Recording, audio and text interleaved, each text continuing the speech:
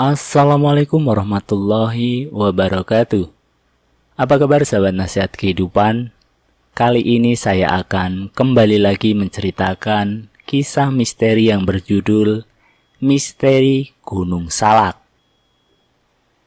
Peristiwa-peristiwa mistis di Gunung Salak, Jawa Barat, mulai dari indigo yang merasa ada korban Sukhoi yang selamat, terdengar suara minta tolong, tim SAR yang mimpi basah, terlihat wanita cantik, hingga penampakan seorang nenek renta. Keangkeran Gunung Salak tentunya juga sudah diakui oleh warga sekitar perkampungan di kawasan kaki gunungnya. Banyak cerita dan hal mistik yang berkembang dari setiap kejadian yang pernah terjadi di gunung tersebut. Apakah itu sering hilangnya para pendaki maupun kecelakaan, termasuk jatuhnya pesawat. Cerita-cerita di luar logika pun mengiringi peristiwa yang dapat dikatakan sebagai tragedi itu. Meski tidak setinggi Gunung Gede yang memiliki ketinggian 2950 mdpl atau Pangrango 3019 mdpl, tapi kesulitan medan dan keangkeran Gunung Salak memiliki tantangan tersendiri. Selain terkenal angker, gunung ini memiliki banyak jalur pendakian dan merupakan salah satu kawasan hutan hujan di Indonesia. Wajar bila hutan di Gunung Salak sangat lebat, sama halnya dengan Gunung Gede Pangrango yang berada di kawasan Bogor, Sukabumi. Keanehan ini terjadi dan dialami mulai dari orang yang memiliki kemampuan melihat dan merasakan sesuatu secara sensitif, seperti orang indigo, juga para petugas tim gabungan Basarnas di lokasi kejadian, hingga kepada para pendaki gunung dan para pencinta alam. Misalkan saja pada saat di tengah sulitnya proses evakuasi oleh tim gabungan musibah pesawat Sukhoi yang jatuh beberapa waktu lalu. Beredar pesan di BlackBerry Messengers, pesan singkat terkait korban pesawat Sukhoi Superjet 100 yang jatuh di Gunung Salak, Bogor ini membuat heboh di sejumlah kalangan. Belum diketahui benar tentang kebenaran isinya. Berikut isi pesan tersebut yang berlatar halaman Facebook. Maaf keluarga indigo, mau minjam grup untuk kasih berita. Ditulis oleh Dani. Kalau ada teman-teman yang baca timeline ini dan kalian dekat dengan tim SAR, sampaikan, mungkin kita bisa bantu untuk mencari pesawat tersebut. Jadi kondisi pesawat itu terletak di antara dua pohon besar. Jatuhnya tidak meledak, tapi hancur berkeping-keping. Saya lihat masih ada dua yang selamat dari sana, satunya dari luar negeri, satu lagi dari Indonesia, dan mereka sekarang masih bertahan di tengah hutan belantara. Yang lainnya masih ada juga yang luka-luka. Indigo Trans merupakan suatu acara di televisi swasta tentang anak-anak yang memiliki kemampuan melihat sesuatu dengan firasat yang tajam. Salah satu anak indigo yang ada di dalam acara tersebut adalah Hamdani. Dia mengaku telah menyebar pesan dalam BBM tersebut. Saya melihat itu pas malam kejadian. Kan sore kemarin kejadian hilangnya pesawat. Tutur remaja yang pernah tampil di acara Indigo Trans itu. Runtuhan pesawat Sukhoi setelah menabrak tebing di Gunung Salak. Debris from Sukhoi Superjet 100 on Salak Mountain. Bahkan adiknya melihat yang masih hidup itu berjenis kelamin laki-laki dan perempuan. Keduanya selalu bersama di hutan. Kami mau membantu untuk naik helikopter bersama tim SAR, kalau mau. Tapi kami membutuhkan satu lagi seorang teman seperti kami, yakni seorang ibu untuk membackup kalau ada apa-apa. Dani dan adiknya juga melihat bahwa ada beberapa penumpang di bangkai kapal yang berada di antara hidup dan mati. Kalau kita cepat, mungkin bisa terselamatkan, tutur Dani. Namun karena susahnya medan yang harus ditembus untuk menuju lokasi yang sangat berat dan juga cuaca yang selalu buruk akibat kabut dan hujan, juga ditambah dengan kemiringan tebing sekitar 80 derajat, membuat pertolongan ke tempat kejadian menjadi tertunda. Jadi semakin tipis kemungkinannya jika memang ada korban yang selamat karena faktor-faktor penghambat tersebut. Bisa jadikah mungkin memang ada korban yang sempat selamat dalam peristiwa ini? Semua hanya Yang Maha Kuasa yang lebih tahu. Tak lama selang beberapa jam, pada timeline kedua Indigo Trans, mereka meminta maaf karena faktor keterlambatan dan faktor cuaca lah yang membuat kedua korban tak terselamatkan. So, benarkah semua kemungkinan ini? Dan benarkah kemampuan orang Indigo? Apakah ini hanya kabar hoax atau bohong semata? Lepas dari praduga ataupun kemampuan Indigo mereka, mari kita nantikan saja perkembangan kedepannya dalam beberapa hari, karena hingga kini tim SAR masih mengevakuasi korban. Sempat ada yang mendengar suara wanita minta tolong di lokasi Sukhoi jatuh. Seorang anggota tim SAR dari Brimob Detasmen Pelopor Cikeruh mengaku mendengar suara jeritan wanita yang meminta tolong. Suara tersebut terdengar ketika Brigadir 1 Agus Supriyatna sedang mencari kayu bakar pada Kamis malam, sekitar pukul 20:10 di sekitar lokasi kecelakaan Sukhoi.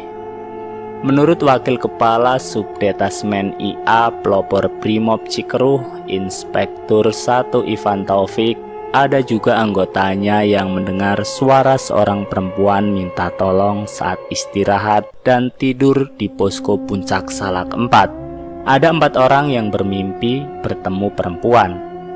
Anggota saya mimpinya wanita semua dan seorang malah mendengar suara wanita minta tolong, ujar Ibtu Ivan yang baru saja tiba ke posko Ciplang pada Jumat petang. Logo Sukhoi ditemukan di puing pesawat. Menurut Ivan, selama perjalanan menuju titik koordinat jatuhnya Sukhoi di ketinggian 2086 meter, dia tidak mendengar satupun kicau burung atau bertemu binatang liar lainnya. Suasana begitu senyap, rasanya enggak lazim karena banyak pohon rimbun. Tapi suara burung pun hilang, kata dia. Suara minta tolong itu, kata Bribtu Agus Supriyatna, terdengar jelas di telinganya. Padahal lokasi pos istirahat dengan lokasi jatuhnya Sukhoi masih sangat jauh. "Tolong Pak, tolong, jangan lama-lama," kata Agus menirukan suara wanita yang asalnya tak diketahui itu. Itu semua berawal dari operator radio komunikasi Basarnas di posko Embrio. Agus Tamin bercerita, ada 4 anggota Basarnas yang ikut menjadi personil evakuasi bertahan di atas tebing yang ditabrak pesawat Sukhoi Superjet 100. Mereka bertahan di atas untuk memantau anggota evakuasi lainnya menuruni tebing guna mencapai dasar lembah, tempat di mana diduga para jenazah korban berada. Saat malam tiba, keempatnya pun terpaksa bermalam di atas tebing yang berada di puncak Manik itu. Namun, salah satu petugasnya mendengar beberapa kali teriakan minta tolong dari dasar lembah. "Rusia Rescue Team Sukhoi di Gunung Salak." Saya tanya teriakannya seperti apa. Dia jawab, seperti ada suara perempuan berteriak, "Tolong, tolong." Tak hanya itu, ada juga suara laki-laki berteriak, "Sakit, sakit," ujarnya menceritakan.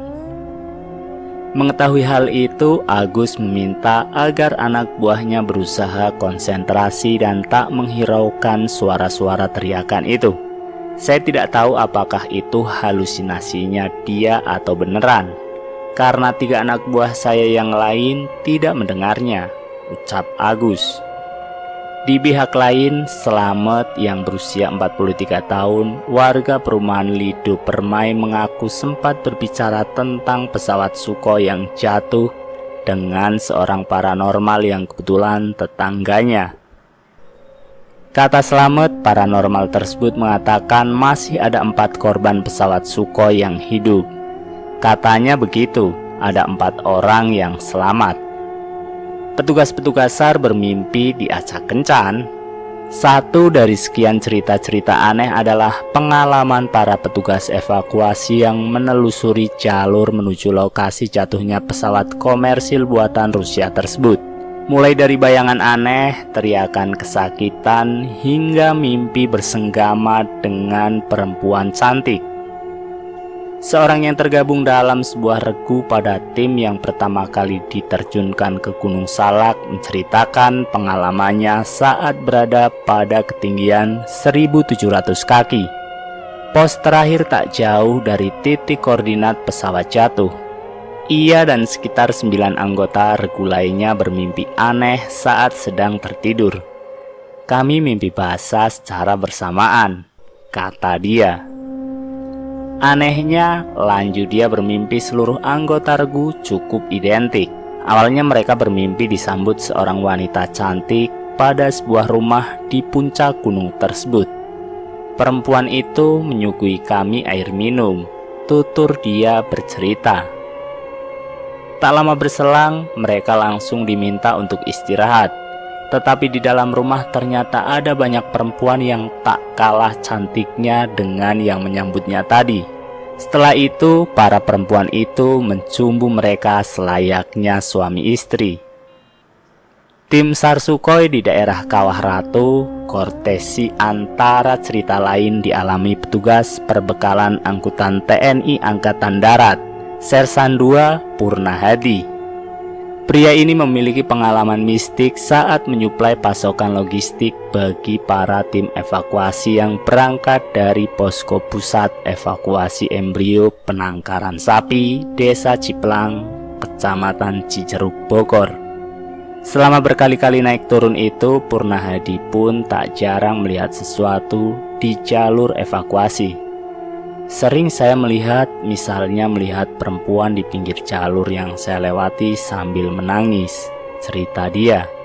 Tak hanya itu, dia juga sering berpapasan dengan sosok dunia lain ketika melintasi jalur. Umumnya yang ia lihat adalah sosok menyerupai manusia. Namun meski anggota lainnya yang turut membawa pasokan logistik tidak melihat apa yang dilihatnya, Purna Hadi enggan memberitahu rekannya itu. Sebenarnya saya sendiri merinding, apalagi kalau saya kasih tahu ke teman saya, panik yang ada, kata dia. Tapi kan kita enggak ganggu mereka, dan mereka sebenarnya juga enggak ganggu kita. Berpapasan ya sudah begitu saja. Purna Hadi pun selalu memperingati rekan-rekan atau relawan lainnya jika hendak naik ke atas. Kalau yang cowok saya bilang jangan membawa benda-benda seperti jimat. Kalau ada relawan cewek yang ikut bantu, saya selalu tanya, apakah sedang datang bulan? Kalau iya, saya larang naik ke atas, ujarnya. Pengalaman nyolong anggrek dan nenek tua. Cerita lain dari seorang pendaki yang pernah menjelajahi Gunung Salak. Kini ia bergabung dengan tim SAR sebagai sukarelawan pencari korban Sukhoi. Menjelang pendakian, ia banyak berkonsultasi dengan masyarakat yang berada di sekitar gunung tersebut. Banyak pantangannya, ujarnya. Ia mengaku pernah menghiraukan pantangan penduduk untuk tidak mengambil bunga anggrek saat mendaki beberapa bulan lalu ke Gunung Salak. Maklum, kata dia, di sana banyak anggrek berbagai jenis yang cukup indah. Hutan Gunung Salak yang subur dan dipadati oleh varietas tumbuhan termasuk anggrek, tapi apa yang terjadi? Timnya tersesat saat ingin pulang. Sepanjang hari mereka hanya berputar di puncak Salak secara berulang sampai malam hari. Anggrek itu pun disimpan di salah satu tempat. timnya kemudian sholat Isya. Setelah sholat, timnya kembali melanjutkan perjalanan pulang. Ternyata jalan pulang hanya ditutupi ranting, padahal kami sudah beberapa kali lewat di depan ranting itu, ujarnya seraya menggelengkan kepalanya. Ia juga mengaku bertemu seorang nenek-nenek berusia sekitar 80 tahun di puncak gunung tersebut. Perempuan tua yang sudah bungkuk itu berjalan sendirian di sebuah padang dengan hanya memakai pakaian tipis. Kami tanya, mau kemana nek? Dia bilang hanya jalan-jalan. Kata dia menirukan pernyataan nenek tersebut. Saat ditanyai di mana tempat tinggalnya, wanita itu tua hanya menjawab, "Di sini nak." Nenek itu menolak diantar ke kaki gunung. Pendaki ini melanjutkan, perempuan itu lalu hilang. Saya senang di sini karena ramai bila malam. Mereka sering kasih saya makan tanpa menyebutkan siapa mereka yang dimaksud. Yang mengherankan lagi, kata pendaki itu, si nenek berbahasa Jawa kental. Padahal mayoritas masyarakat di gunung berbahasa Sunda. Kami pun meninggalkan nenek itu sendirian, ujarnya. Dalam masyarakat Jawa Barat mempercayai adanya beberapa titik lokasi tertentu yang mengandung pusat energi gaib dan dapat memberikan respon pengaruh positif atau negatif yang melintasi pusat energi tersebut. Seperti halnya kondisi Gunung Salak, Bogor, Jawa Barat, di mana banyak terdapat tempat dikeramatkan yang dihormati oleh masyarakat. Beberapa pantangan diberlakukan bagi yang melintas di daerah tersebut. Saya akhiri cerita ini sampai di sini dulu ya sobat. Terima kasih sudah menonton video nasihat kehidupan. Semoga video ini bermanfaat untuk kita semua. Jangan lupa tekan tombol like, share, dan komen. Tekan subscribe untuk mengikuti video kami selanjutnya ya. Wassalamualaikum warahmatullahi wabarakatuh.